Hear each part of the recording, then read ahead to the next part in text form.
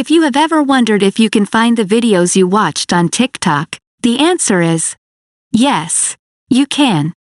Here, I will show you how. Open TikTok and go to your profile. Tap on the 3 horizontal lines. Select Settings and Privacy. Scroll down and find the Comment and Watch History option. On the screen, you will see 2 options. The first one is Watch History, and the second one is Comment History. If you want to find a video you previously watched, click on the first option.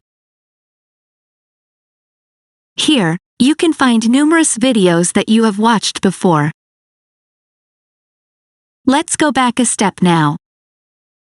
The second option allows you to review the comments you left on videos. If you want to review them, click here. As you can see, I haven't left any comments so far, and there are no available comments. You should find yours here. If you like the video, give it a like and subscribe to the channel.